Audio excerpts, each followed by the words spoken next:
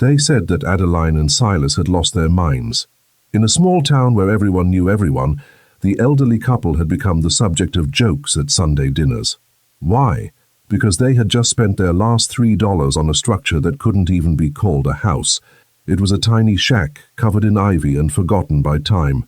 Neighbors would drive by and laugh, asking if they planned to live in a matchbox. But Adeline would just smile, squeezing Silas's hand. She felt something that no one else could see. What no one could imagine was that behind that rotten wooden door, there wasn't just dust and cobwebs, but a secret that would transform those $3 into the greatest treasure the town had ever seen. Prepare yourself, because what happened when they finally forced that lock open will prove to you that miracles don't choose mansions to happen in. Before we reveal what Adeline and Silas discovered behind that door, I want to ask you something. Do you believe that faith and vision are worth more than money? If you believe in second chances and impossible comebacks, subscribe to this channel right now. Hit that like button so this story can reach people who need to believe in miracles today, because what you're about to hear will change how you see value, worth, and the power of never giving up. Now let's go back to the moment when everything fell apart for Adeline and Silas, and how $3 became their lifeline. Adeline Carter sat in the waiting room of the county assistant's office, holding Silas's hand, trying not to cry. They were both in their late 60s. Adeline was 68, Silas 70, and they had never imagined their lives would come to this. Waiting in line for food assistance, filling out forms for emergency housing support, admitting to strangers that they had exactly $3.17 to their name. $3.17. That was what remained of 45 years of marriage, decades of hard work, and a lifetime of trying to do everything right. "Next," called the clerk, and Adeline and Silas stood together, moving to the window with as much dignity as they could muster. The clerk, a tired-looking woman in her 40s, barely looked up as they approached. "Name?" "Adeline and Silas Carter," Adeline said quietly. "Reason for assistance?" Adeline glanced at Silas. He nodded, giving her permission to tell their story. Again, "My husband had cancer," Adeline began, her voice steady despite the emotion behind it. "Pancreatic cancer. He was diagnosed 2 years ago. The treatment, it saved his life, but it cost us everything." The clerk looked up then, her expression softening slightly. "I'm sorry to hear that. Is he in remission now?" "Yes," Silas spoke for the first time, his voice gravelly but strong. "Clean bill of health for 8 months now, but the bills—" He trailed off, shaking his head. The bills. That was the story of their last 2 years. Silas had been a maintenance worker at the local high school for 30 years. Good, steady work, not high-paying, but reliable. Adeline had worked part-time at the library. Together, they'd owned a small house on Maple Street. Nothing fancy but comfortable, paid off after 25 years of mortgage payments. Then came the diagnosis: pancreatic cancer, stage 3. The doctors had given Silas a 20% chance of survival, but Silas Carter was stubborn. He'd fought. Through surgery, through chemotherapy that made him so sick, Adeline had to help him to the bathroom, through radiation that burned his skin and stole his strength. He'd fought, and impossibly he'd won. The cancer was gone. Silas had beaten the odds. But the cost of that victory was everything they owned. Their insurance had covered some of it, but not nearly enough. The out-of-pocket expenses had mounted. $5,000 here for a specialized scan, $12,000 there for a medication not covered by their plan, $8,000 for a procedure their insurance deemed not medically necessary, despite the oncologist's insistence that it was. They'd drained their savings first. $38,000 accumulated over decades, gone in 6 months. Then they'd taken a second mortgage on the house. When that wasn't enough, they'd sold the house itself, using the equity to pay off medical debt. They'd moved into a small apartment thinking they could rebuild. But Silas's employer had eliminated his position during his illness. Not fired, they were careful about that, just restructuring. And at 70 years old, he couldn't find new work. Adeline's library hours had been cut to almost nothing as the town's budget tightened. The apartment rent had proven too much.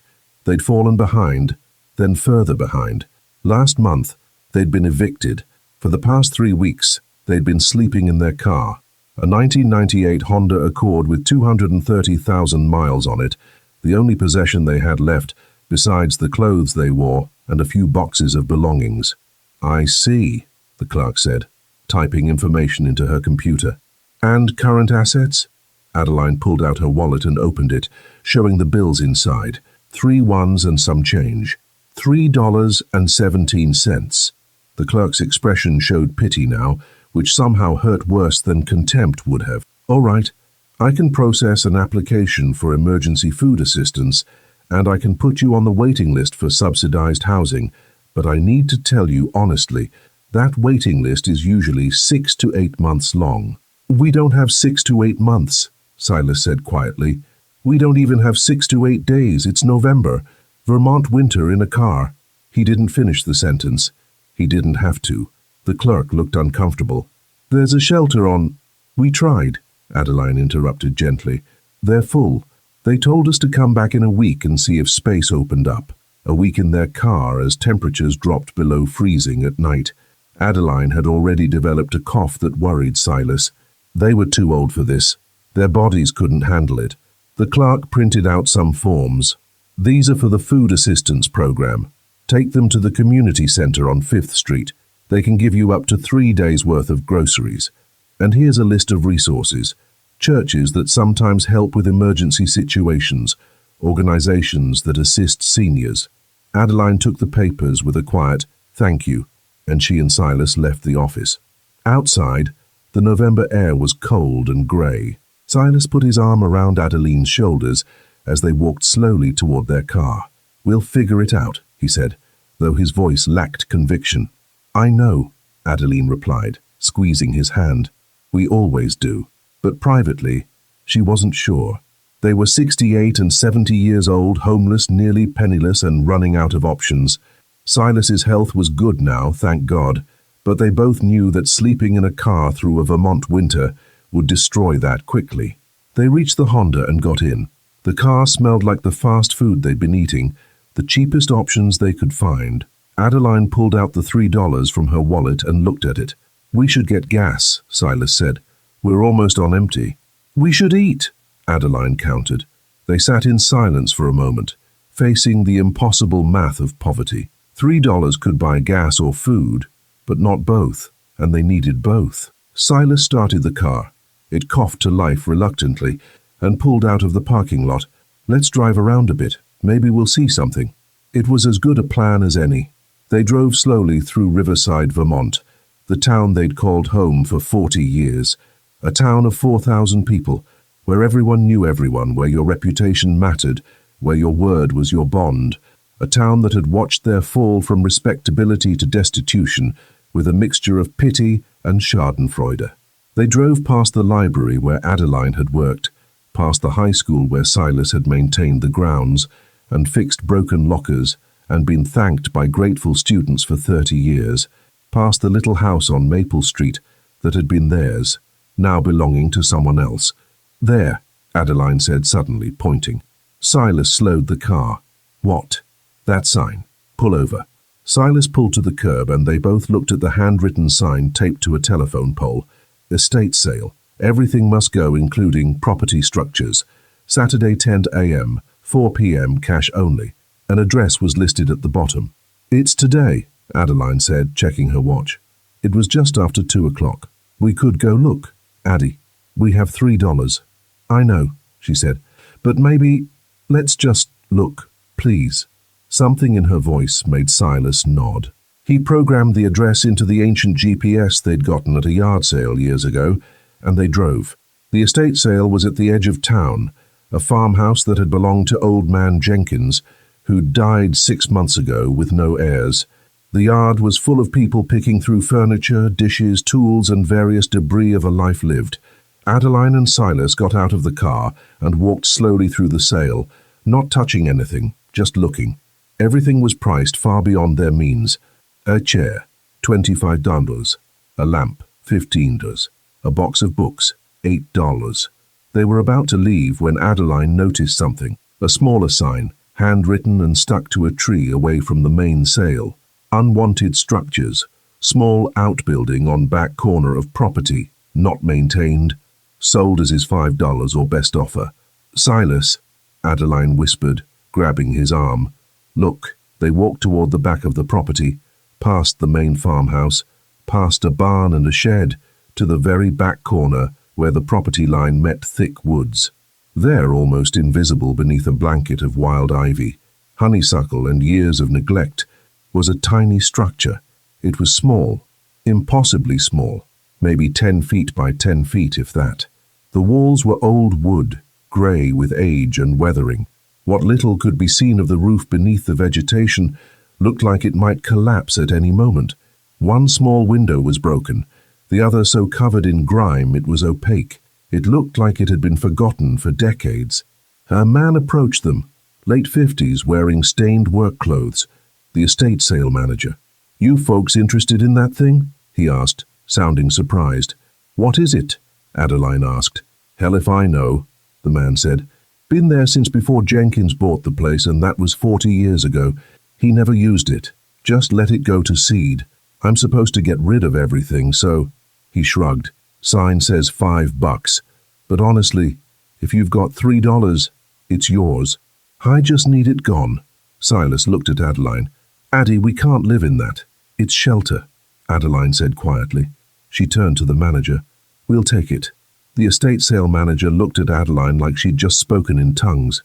You want to buy it?" "Yes," Adeline said firmly. "We'll take it for $3. The man scratched his head. "Lady, I'm not sure you understand. That thing isn't even a shed. It's maybe 100 square feet. Tops. Probably full of rats. The roof's probably got holes. There's no electricity, no water, nothing. It's basically firewood." $3. Adeline repeated. Silas was quiet, but he squeezed Adeline's hand. If she saw something here, he trusted her judgment. The manager shrugged. "Your funeral, let me get the paperwork." While they waited, a small crowd had gathered. Other estate sale shoppers who'd noticed the exchange and moved closer out of curiosity. "Did they just buy that pile of junk?" one woman whispered loudly to her husband. "For $3, that's still too much," he replied, laughing. A younger couple, the Morrisons, Adeline recognized them, wealthy new residents who'd bought one of the big Victorian houses on Main Street, walked over openly gawking. "Excuse me," Mrs. Morrison said, her voice dripping with false concern. "Did you just purchase that structure?" "Yes," Adeline replied evenly. "But why, where do you even put something like that?" "We're going to live in it," Silas said, his voice level but firm.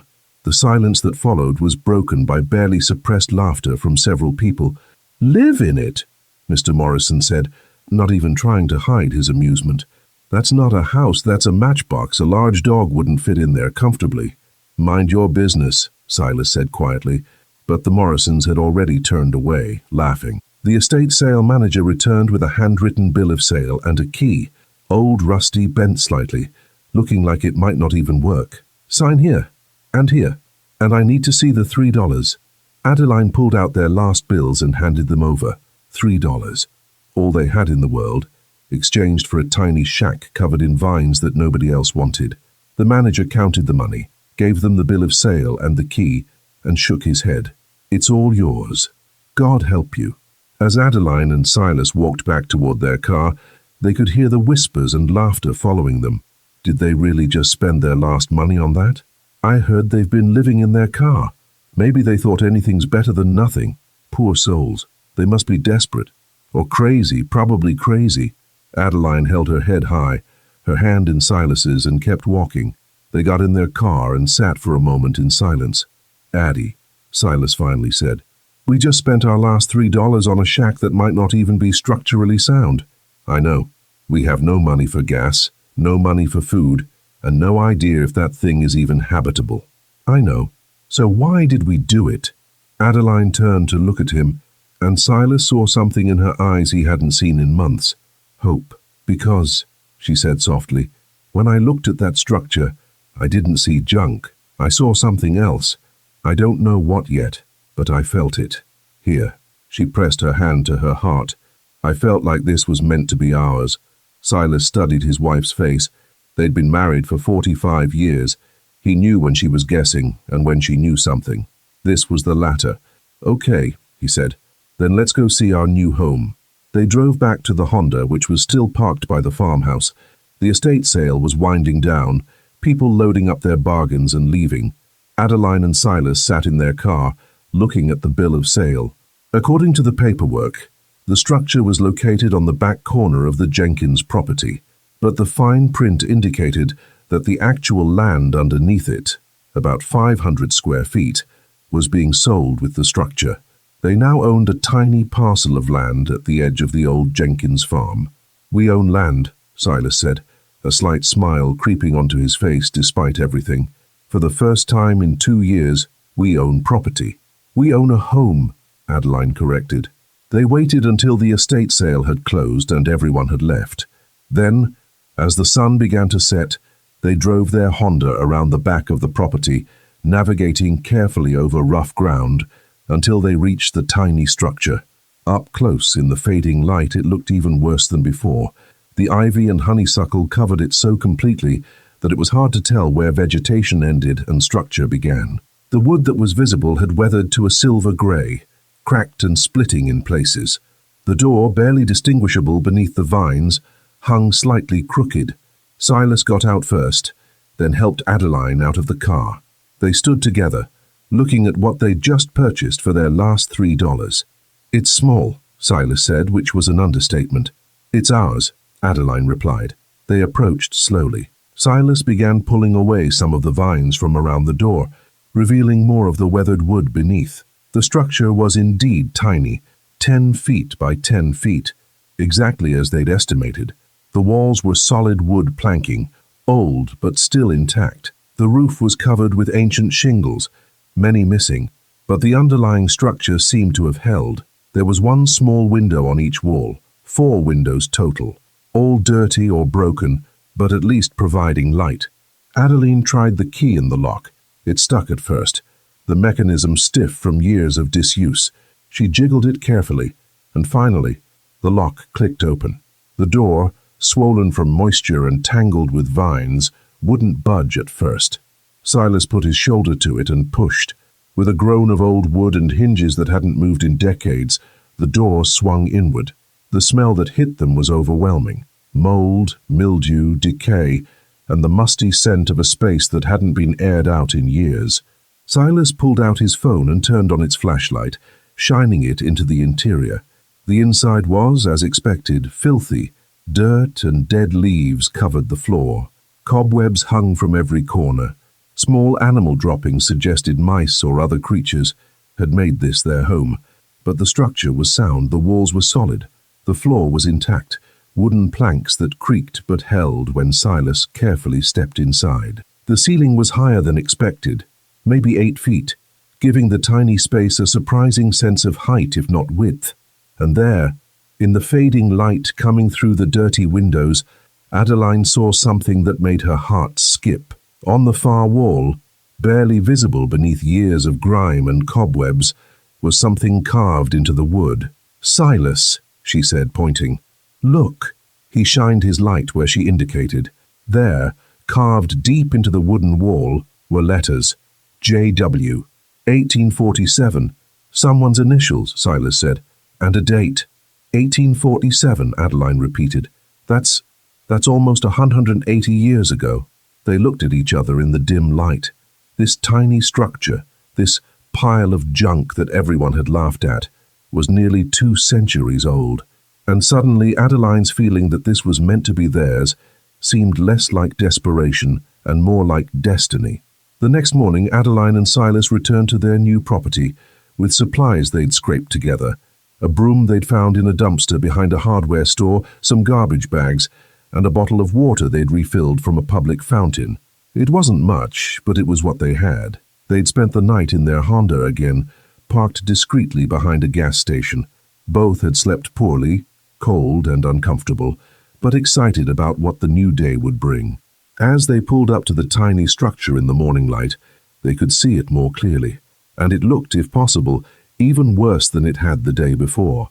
The vegetation covering it was so thick that from certain angles you couldn't see the structure at all, just a mound of green. The roof sagged noticeably in the middle. The windows were so dirty they were nearly opaque. It looked exactly like what everyone had said it was, a pile of junk. Silas parked the Honda, and they both got out. He dressed in his oldest work clothes, jeans and a flannel shirt he'd worn for yard work back when they had a yard. Adeline wore practical pants and a sweater, her grey hair pulled back in a no-nonsense ponytail. They were just about to start working when they heard a car slow down on the road. A newer SUV pulled to a stop, and the Morrisons, the wealthy couple from the estate sale, got out, phones in hand. "Oh my God," Mrs. Morrison said loudly. "They actually came back to it." Mr. Morrison was already taking photos. "This is incredible. Honey, get a picture of me in front of it. This is going to be hilarious on Facebook." Adeline felt her face flush, but she said nothing. Silas put a hand on her shoulder, a gentle reminder to keep her dignity. "Excuse me," Mrs. Morrison called out. "Are you really planning to live here?" "Yes, Mum," Silas replied evenly. "In this?" She gestured at the vine-covered structure. "This is barely bigger than a garden shed.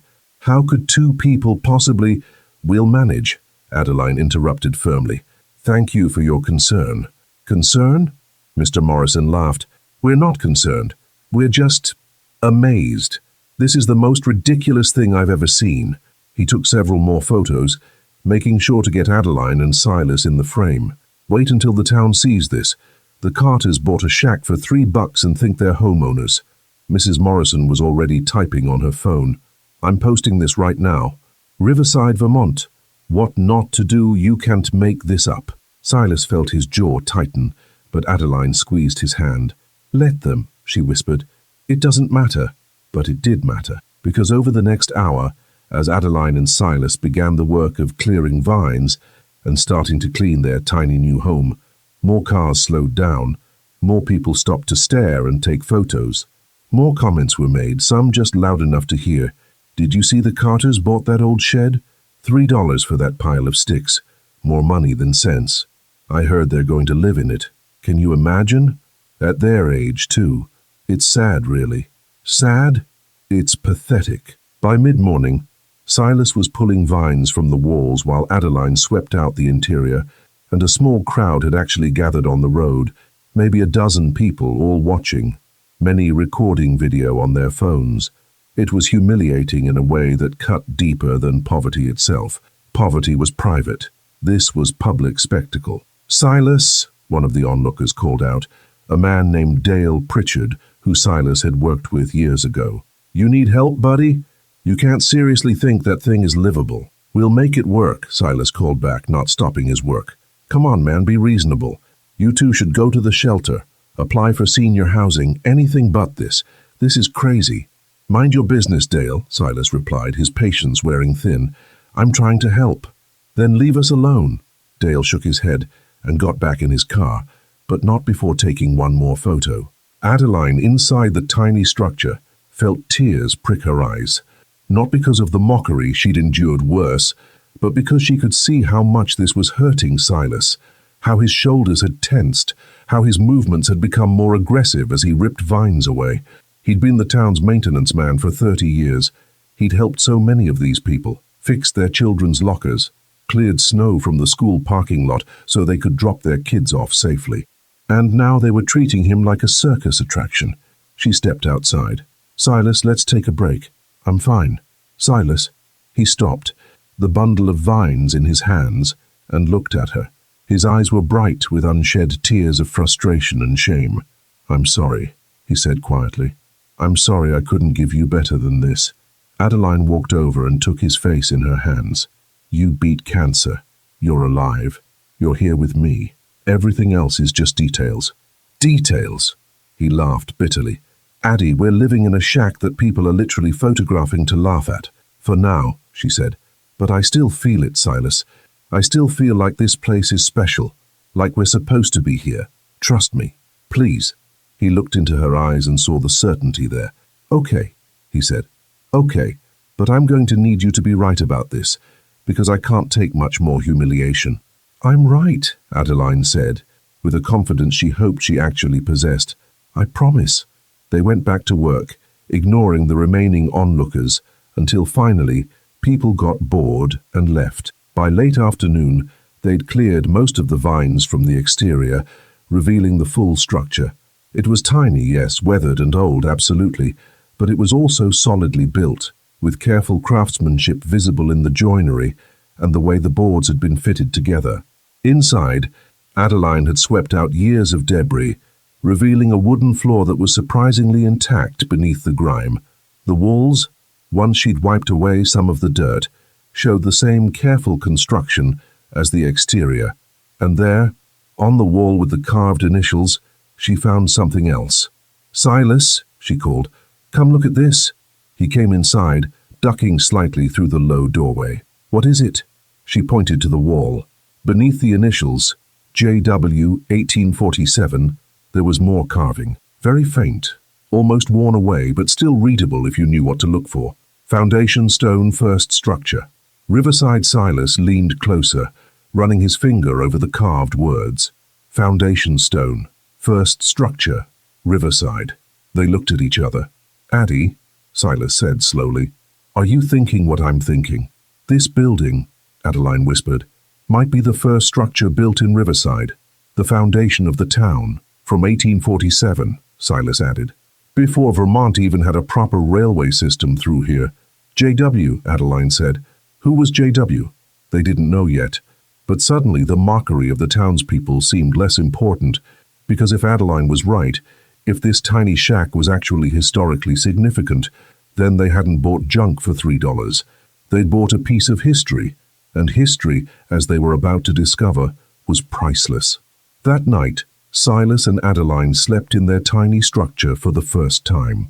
They'd brought in their few belongings from the Honda: sleeping bags, a lantern, a cooler with what little food they had left.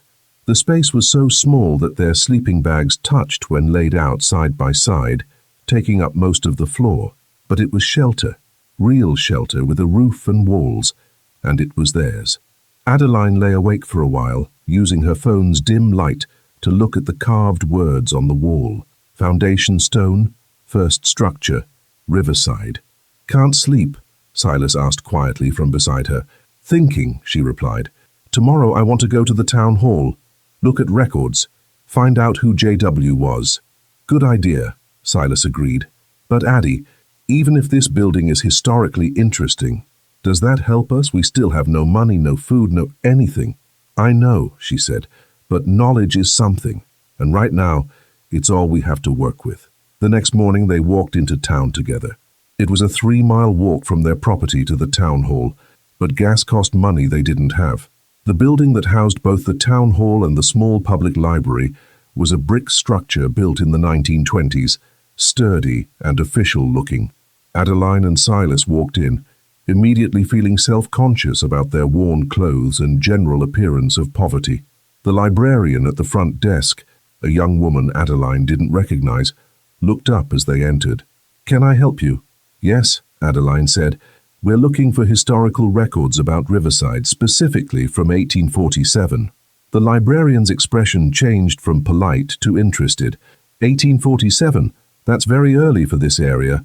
Most of our archived materials are from the 1870s, and later, after the town was formally incorporated. But we do have some materials in the historical collection." She led them to a back room where older materials were kept in climate-controlled storage. "What specifically are you looking for?" "We're trying to identify someone with the initials J.W. who was here in 1847, Silas explained. "Someone who might have built one of the first structures in the area." The librarian pulled out several boxes of materials and set them on a table. "You're welcome to look through these. Let me know if you need anything else." As she left, Adeline and Silas began carefully going through the materials. There were old maps, early correspondence, bills of sale, and various documents from Riverside's founding. They worked for 2 hours, finding nothing. Silas was about to suggest they take a break when Adeline suddenly gasped. "Silas, look." She'd found a document dated 1846, a letter written on yellowed paper in careful handwriting. The signature at the bottom was clear: Josiah Whitmore. "Josiah Whitmore," Adeline read aloud. "J.W." The letter was addressed to someone in Boston and discussed Whitmore's plans to establish a settlement in Vermont. near a river crossing that was being used by trappers and traders. He wrote about clearing land, building a temporary structure to serve as both shelter and trading post, and his vision for a town that would eventually grow around this central location. "This is him," Silas said, reading over her shoulder. "Josiah Whitmore founded Riverside." They kept searching, and found more references to Whitmore in other documents. He'd come to Vermont in 1846, purchased a large tract of land from the state, and built the first permanent structure in what would become Riverside. He'd operated a trading post and served as an informal postmaster, making his tiny building the center of early settlement activity. The town that grew around his trading post eventually took the name Riverside after the crossing point on the White River. But here was the crucial detail they found in a surveyor's report from 1848. Whitmore's original structure had been built on the western boundary of his land claim, on a small rise that protected it from seasonal flooding. Adeline pulled out their bill of sale for the tiny structure and compared the legal description of the land to the old maps. The location matched. "Our building," she said slowly, "is Josiah Whitmore's original trading post, the first permanent structure in Riverside, the foundation stone of the entire town." Silas sat back, stunned. "A structure that's been forgotten for over 170 years, just sitting there covered in vines while the town grew up around it and forgot where it came from. And we own it," Adeline added, "for $3. They looked at each other, both starting to understand the magnitude of what they'd stumbled into. The librarian returned, carrying more materials. "I found something else that might interest you. We have a small collection of photographs from the late 1800s. I thought you might want to see." She laid out several old photographs on the table. Most showed early Riverside, dirt streets, wooden buildings, horses and wagons. But one photograph, dated 1890, showed a small building on the outskirts of town. It was weathered even then, clearly abandoned, with the caption, "Old Whitmore Trading Post, circa 1847, first structure in Riverside settlement." The building in the photograph was unmistakably their tiny shack. "That's our building," Silas said to the librarian. "We own that structure." The librarian's eyes widened. "You own the Whitmore Trading Post, but that's been lost for decades. The Historical Society has been looking for any evidence of its location. How did you—" "We bought it at an estate sale," Adeline explained, "for $3. Everyone thought it was just an old shed." The librarian's expression was pure astonishment. "Do you realize what this means? If that structure is confirmed as the original Whitmore Trading Post, it's the most significant historical site in Riverside. It predates every other building in town by at least 20 years. "What do we do?" Adeline asked. "How do we confirm it officially?" "You need to contact the Vermont Historical Society," the librarian said, now excited, "and probably the State Historic Preservation Office. If they verify the structure's identity and historical significance, it would likely be designated as a protected historical site. There might even be grants available for preservation." She paused, looking at them more carefully. "Are you the Carters, the couple who bought that old structure from the Jenkins estate?" Adeline nodded, bracing for mockery. But the librarian smiled. "People have been laughing at you. I've seen the posts on social media. But you might have just made the historical discovery of the decade in Riverside. That's not funny, that's incredible." For the first time in days, Adeline felt something like vindication. "Thank you," she said simply. The librarian, her name tag said Emily Chen, pulled out a business card. "I'm also an adjunct professor of Vermont history at the community college. I'd like to help you with this if you're interested. Documenting the verification process, helping you navigate the Historical Society. Whatever you need. This is too important to let slip through bureaucratic cracks." Silas and Adeline left the town hall library that afternoon with copies of all the relevant historical documents, Emily Chen's contact information, and the first real hope they'd felt in months. They'd bought a piece of history for $3. Now they just had to prove it to everyone who'd laughed at them. Over the next week, Emily Chen became their ally and guide through the process of documenting their discovery. She came to the tiny structure with her camera and measurement tools, carefully photographing every detail and taking precise measurements.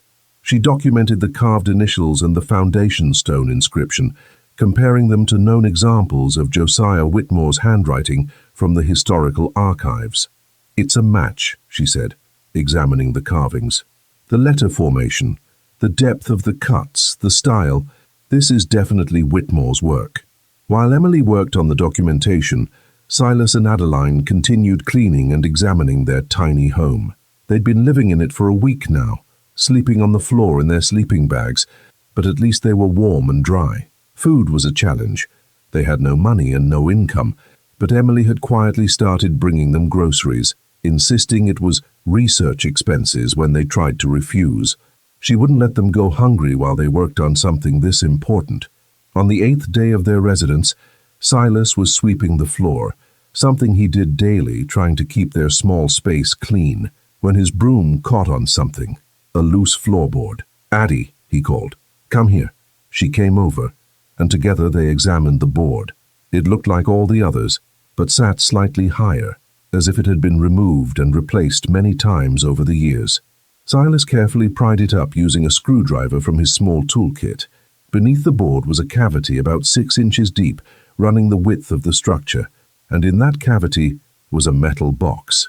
"Oh my God," Adeline breathed. Silas carefully lifted out the box. It was heavy, made of iron, about the size of a briefcase. It was locked with a simple mechanism that had rusted over the years. They carried it outside into better light. Emily, who'd been measuring the exterior walls, came running when she saw their faces. "What is it?" "We found this under the floor," Silas said. Using his screwdriver, he carefully worked at the lock. After several minutes, it gave way with a grinding sound.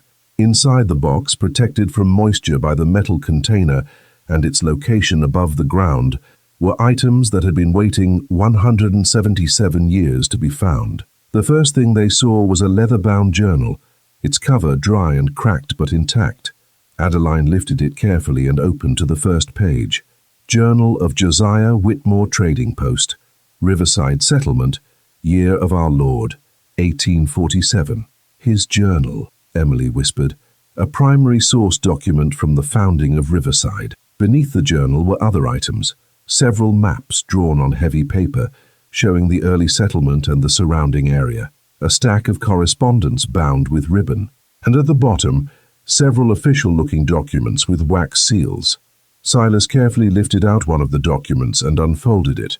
It was a land grant from the state of Vermont to Josiah Whitmore, dated 1846, granting him ownership of 640 acres along the White River. Another document was a charter, signed by representatives of Vermont's territorial government, designating Whitmore's trading post as an official postal station and customs point for the region. Emily was taking photographs of everything with trembling hands. "Do you understand what this is? These are foundational documents for Riverside. The land grant, the charter, the maps. This is the legal and historical framework of the entire town." Adeline was carefully reading through Whitmore's journal. His entries described daily life in the early settlement, his interactions with travelers and traders, his plans for the town he envisioned growing around his trading post. But it was an entry from 1850 that made Adeline stop and call Silas over. May 17th, 1850. "I have established trust with the Territory Office that this settlement shall endure. The Charter grants perpetual rights to this trading post and the lands adjoining it, to be held in trust for the settlement's benefit. Should this structure survive, so too shall the original grant of land and its attendant rights. I have secured these documents here beneath the floor of my post, that they might be preserved for those who come after." Silas looked up from the journal. "Perpetual rights. Land held in trust for the settlement's benefit. What does that mean?" Adeline asked Emily. Emily was reading through the charter document, her eyes getting wider. "I'm not a lawyer, but I think this means that whoever owns this structure, the original trading post, has legal claim to certain rights associated with the founding of Riverside.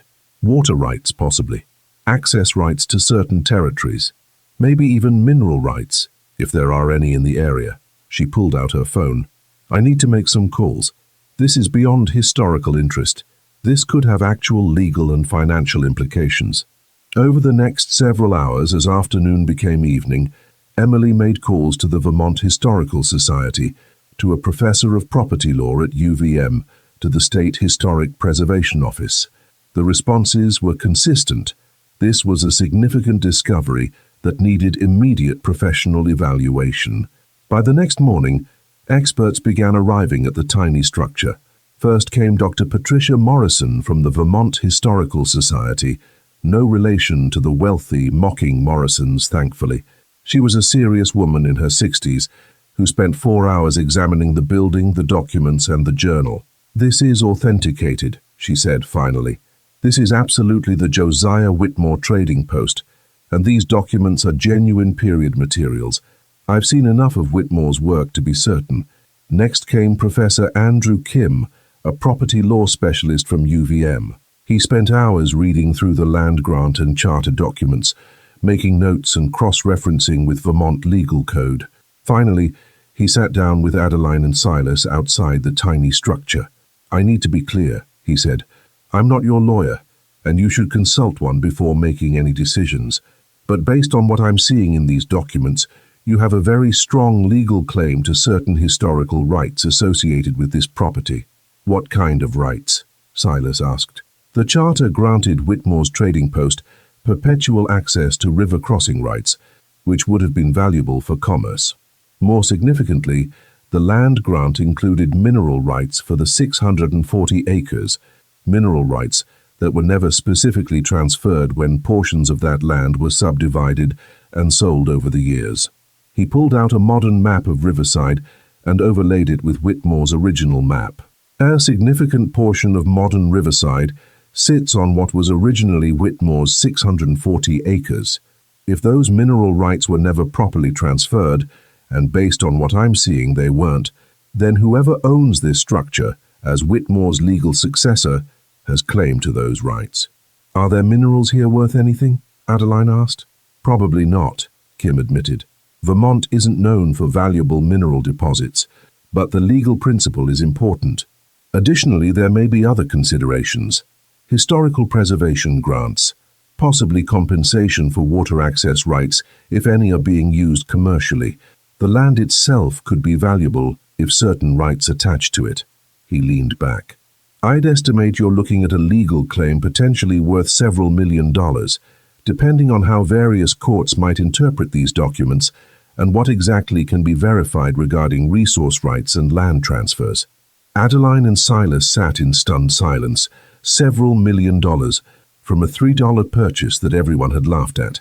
"There's more," Dr. Morrison from the Historical Society added, "because this structure is clearly the founding building of Riverside and is in such historically significant condition, it qualifies for immediate listing on the National Register of Historic Places.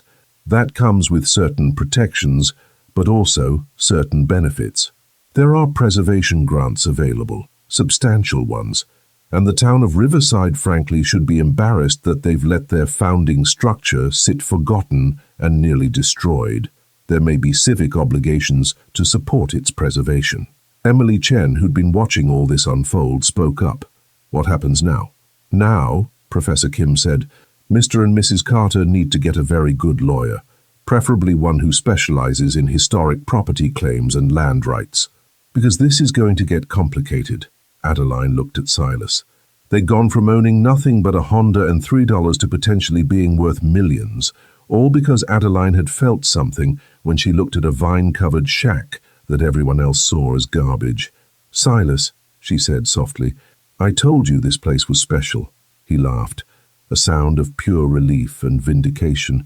"Yes, you did, and I'm never doubting your instincts again." As the experts packed up their materials and made plans to return with more resources, word of the discovery began spreading through Riverside. The couple that everyone had mocked, the crazy old people who bought a matchbox for $3, had just made the most significant historical and potentially lucrative discovery in the town's history. The laughter was about to stop. The next 2 months were a whirlwind of activity that Adeline and Silas could barely keep up with. Professor Kim connected them with Sarah Chen, no relation to Emily, a lawyer who specialized in historic property claims. Sarah took their case pro bono after reviewing the documents, recognizing both its historical importance and its potentially lucrative nature. She'd take a percentage of any settlement, making it worth her while without requiring upfront payment the Carters couldn't afford. Sarah worked quickly and methodically. She filed claims with the Vermont State Property Office, submitted applications for National Register status, and began the complex process of tracing the chain of title for Whitmore's original 640 acres. Meanwhile, the Vermont Historical Society expedited the verification process. Dr. Morrison returned with a full team, including archaeologists who carefully excavated around the structure's foundation, dendrochronologists who took wood samples to verify the building's age, and archivists who examined every document. Their findings were unequivocal. The structure was built in 1847. It was definitely Josiah Whitmore's trading post, and it was the oldest surviving building in Riverside by at least 25 years. The National Register status came through within 6 weeks, remarkably fast for a government process. The structure was officially designated as the Whitmore Trading Post, a National Historic Site of exceptional significance to Vermont's settlement history. The designation brought immediate benefits. A state preservation grant of $150,000 was approved to fund the structure's restoration and protection.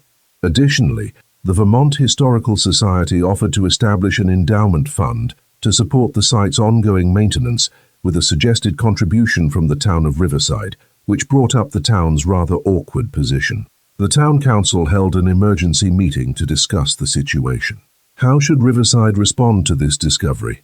What were their obligations? And more pressingly, what were they going to do about the fact that they'd allowed their founding structure to sit abandoned and nearly destroyed for decades? The meeting was open to the public. Adeline and Silas attended, sitting quietly in the back row. Mayor Patricia Hendricks addressed the room. It's come to our attention that the structure purchased by Adeline and Silas Carter last month is, in fact, the Josiah Whitmore Trading Post, the founding structure of our town. This is obviously a significant historical discovery, and the town needs to determine our appropriate response. Councilman Robert Drake, a real estate developer and one of the town's wealthier residents, spoke up. We should acquire the structure. It belongs to the town, not to private individuals. The town should purchase it from the Carters at a fair price and establish it as a municipal historic site. Several other council members nodded agreement, but Emily Chen stood up from the audience. With respect, Councilman Drake, the Carters own the property legally and outright. They purchased it in a legitimate transaction. The town had decades to recognize the structure's significance and chose not to. The Carters saw what everyone else missed. They don't owe us anything. They paid $3 for it, Drake shot back. Hardly a significant investment. That's all they had, Emily replied. And it's $3 more than anyone else was willing to pay. The structure would probably have been demolished if they hadn't purchased it. We should be thanking them, not trying to take it away. The meeting grew contentious, with some residents supporting the town's acquisition attempt and others arguing that the Carters should be left alone. Finally, Mayor Hendricks called for order. This discussion is premature.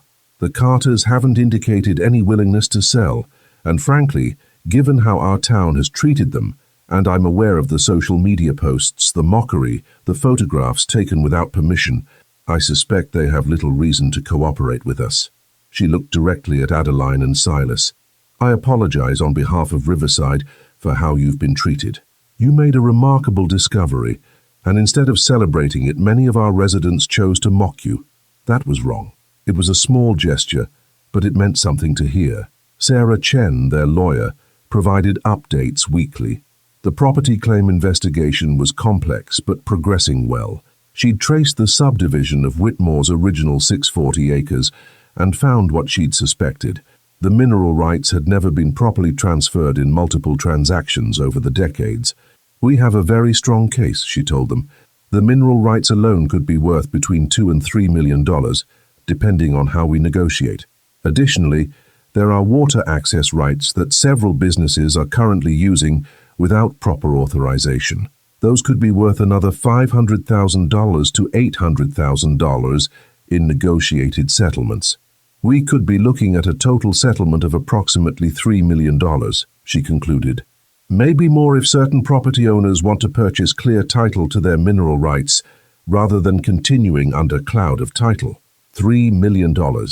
Silas and Adeline, who 2 months ago had been homeless with $3 to their name, were now potentially worth $3 million. The irony wasn't lost on them, but with the good news came complications.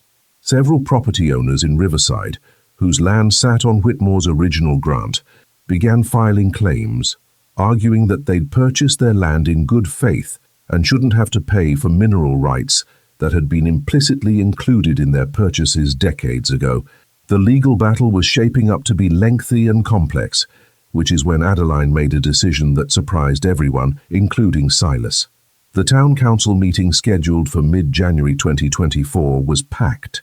Word had spread that there would be a significant announcement regarding the Whitmore Trading Post and the property rights dispute. Adeline and Silas sat in the front row this time at Mayor Hendricks's invitation. Sarah Chen sat beside them with a folder of documents. Also in attendance were several of the property owners involved in the dispute, including Robert Drake. The room was tense with anticipation. Mayor Hendricks called the meeting to order. We're here tonight because Mrs. Adeline Carter has requested the opportunity to address the council and the town regarding the Whitmore Trading Post and associated property rights claims. Mrs. Carter? Adeline stood up slowly. She'd dressed carefully for this meeting, in her nicest clothes, which weren't fancy but were clean and dignified. Her grey hair was neatly styled. She looked, Silas thought, like the strong, confident woman he'd married 45 years ago. "Thank you, Mayor Hendricks," Adeline began, her voice clear and steady. 3 months ago, my husband Silas and I purchased a small structure for $3, all the money we had in the world. We'd lost everything to medical debt. We'd been living in our car. We were desperate. She paused, looking around the room. Many of you laughed at us. Some of you took photos and posted them online to mock us. You called us crazy, said we'd wasted our money on garbage, suggested we were senile or stupid. Several people in the audience had the grace to look ashamed. We didn't buy that structure because we thought it was valuable, Adeline continued. We bought it because we needed shelter, and it was all we could afford. But I did feel something when I looked at it. I felt like it was meant to be ours, and it turned out I was right. She gestured to the documents Sarah was holding. We now have legal claim to mineral and water rights worth approximately $3 million. We own the most historically significant structure in Riverside. We've been offered substantial sums to sell the property or license various rights. The room was completely silent now, everyone listening intently. But Silas and I have been talking, and we've made some decisions I want to share with you tonight. She nodded to Sarah, who stood and began distributing copies of a document to the council members. First, Adeline said, regarding the mineral rights claims, we've reviewed the situation with our lawyer, and we recognize that many property owners in Riverside purchased their land in good faith, not knowing about the complication with mineral rights. We don't want to profit from their uncertainty.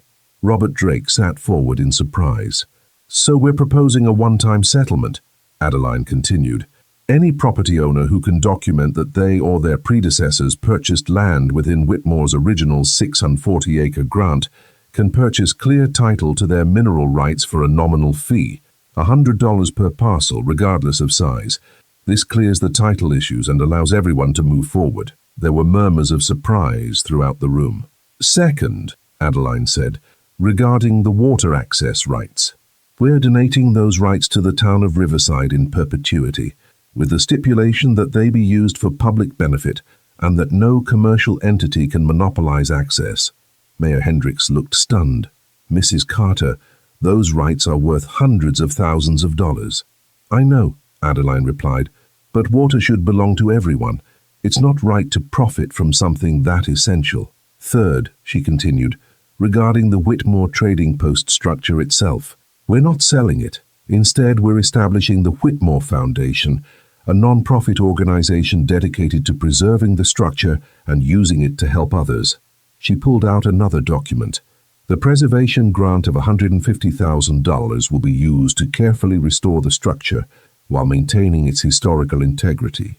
Once restored, the building will serve as a community center focused on helping seniors in need, providing resources, emergency assistance, and support for elderly individuals facing the kind of crisis Silas and I went through.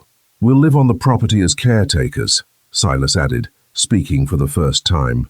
We'll manage the foundation and ensure the building serves its purpose. Any additional funds from settlements or donations will go toward helping others. Adeline looked around the room. Silas and I know what it's like to have nothing. We know what it's like to be mocked and dismissed because you're old and poor. We don't want anyone else to go through that alone. She sat down, and the room erupted in conversation. Robert Drake stood up. Mrs. Carter, you're giving away millions of dollars. That's incredibly generous, but are you sure? We're sure, Adeline replied firmly. We don't need millions. We need a home enough to live on and purpose. The foundation will provide all three, and it will help others in ways that matter more than money in a bank account. Mayor Hendricks was wiping tears from her eyes. On behalf of the town of Riverside, I want to say thank you. This is one of the most selfless and generous acts I've witnessed in my 30 years of public service. She looked around the room. And I think we all owe the Carters another apology. We judged them. We mocked them. We treated them as less than human because they were poor. And they've responded by using their good fortune to help others who might find themselves in the same situation. That's the definition of grace. The council voted unanimously to accept the Carters' proposals and to provide town support for the Whitmore Foundation. As the meeting concluded, people lined up to shake Adeline and Silas's hands, to apologize, to thank them. The Morrisons, the wealthy couple who'd been first to mock them, approached hesitantly. Mrs. Carter, Mr. Carter, Mrs. Morrison said, we owe you an apology. What we did, taking photos, posting them online, mocking you, it was cruel and wrong. We're ashamed of ourselves.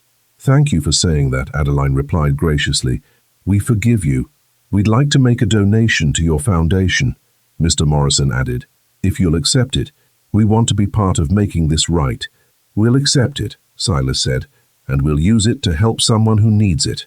As they left the town hall that night, Emily Chen walked out with them. You know, she said, you could have been millionaires.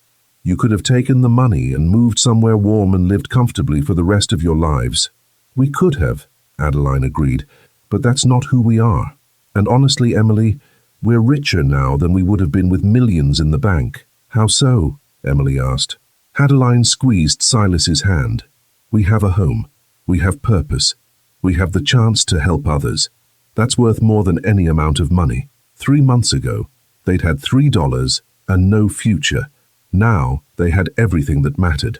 1 year after purchasing the Whitmore Trading Post for $3, Adeline and Silas sat on the newly built porch of their restored home, watching the sun set over Riverside. The transformation had been remarkable. The tiny structure, still small at 100 square feet, had been lovingly restored using the preservation grant and additional donations. The weathered wood had been treated and preserved, the roof repaired with historically appropriate materials, the windows restored with period-accurate glass. Inside, the space was now clean, bright, and beautifully maintained. The carved initials and foundation stone inscription had been carefully preserved and highlighted. The floor where they'd found Whitmore's box was now marked with a brass plate telling the story of the discovery. But the structure itself was now just one part of a larger complex. Using the money from the mineral rights settlements and generous donations from Riverside residents, including a substantial contribution from the Morrisons, the Whitmore Foundation had built additional structures on the property. A larger building, still small by most standards but palatial compared to the original 100 square feet, served as the Foundation's community center. It housed offices, meeting spaces, and resources for seniors in need. A food pantry occupied one section. A small emergency fund helped elderly residents facing utility shutoffs or other crises. The foundation employed 3 people. Emily Chen as director. She'd left her teaching position to run the foundation full-time, a social worker, and an administrative assistant. But Adeline and Silas remained the heart of the operation, living on site and working daily to help others. Now sitting on their porch as the day ended, Silas pulled something from his pocket. It was a frame, simple wood, about 4 inches by 6 inches. Inside was a dollar bill. "I saved this," he said, "from the $3 we spent. We spent $2 on something else early on, but this one, I kept it. Had it framed last week." He hung it on a nail beside their front door. Below it he attached a small plaque that read, "The value of something isn't its price, but what you're willing to see in it." Adeline smiled and leaned against his shoulder. "We've come a long way from sleeping in the Honda." "That we have," Silas agreed. "Sometimes I still can't believe it. That we found this place. That we discovered what it was. That we've been able to help so many people because of it." In the year since establishing the foundation, they'd helped 43 elderly individuals and couples in Riverside. Small helps, mostly. Paying an overdue electric bill, providing groceries for a month, helping with medication costs. But each one made a difference. "Do you ever regret it?" Silas asked. "Not taking the money and running. We could be living in Florida right now, warm and comfortable." "Not for a second," Adeline replied. "This is exactly where we're supposed to be." A car pulled up, Emily arriving with the week's intake forms. She waved and headed into the main building. "You know what I've learned?" Adeline said thoughtfully. "When we had everything, the house, the savings, the stability, I thought that was security. I thought that's what made life good. But when we lost it all, when we were down to $3, I learned something important." "What's that?" Silas asked. "Security isn't about how much you have. It's about what you do with what you've been given. We were given this chance, this discovery, this miracle, and using it to help others. That's security that can't be taken away. That's wealth that actually matters." Silas looked at the tiny structure behind them, the 100-square-foot building that had changed their lives. "This little building, I remember when everyone was laughing at us for buying it. The Matchbox, they called it. The stupidest purchase anyone ever made. And now it's the most important building in Riverside," Adeline said. "Not because of its size, but because of what it represents. Beginnings, foundation. The idea that something small can be the start of something great."